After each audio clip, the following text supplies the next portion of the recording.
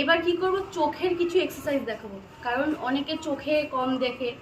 ঠিক আছে, তো চোখের এক্সারসাইজ কিভাবে হবে ফার্স্টে দেখো। প্রথমে ধ্যান মুদ্রা নিয়ে বসবে তুমি। ধ্যান মুদ্রা নিয়ে বসে শুধু চোখের মণিটা কাজ করবে। চোখের মণিটাকে একবার উপর দিকে তুলবে, একবার নিচে নামাবে।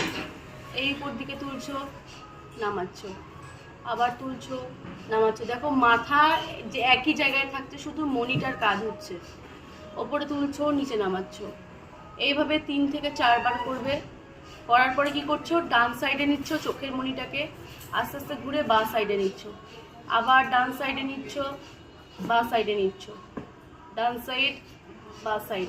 এবার কি করছো, তেছড়া ভাবে দেখছো। ডান সাইডে একদম উপরে তেছড়া দেখছো, আবার বাঁ সাইডে নিচে তেছড়া দেখছো।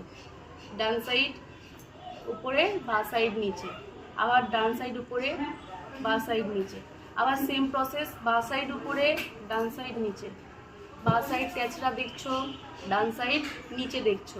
এইভাবে দেখছো। দেখার পরে কি করছো, চোখ ওপরে তুলছো, আস্তে আস্তে সাইডে ঘোরাচ্ছ, ডান দিকে ঘোরাচ্ছ, নিচে নামাচ্ছ, আস্তে আস্তে বাঁ দিকে নিয়ে যাচ্ছ, আবার উপরে তুলছো।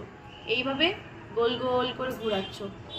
ডান দিক থেকে 3 থেকে 4 বার ঘোরাবে, বাঁ দিক থেকে 3 থেকে 4 বার ঘোরাবে।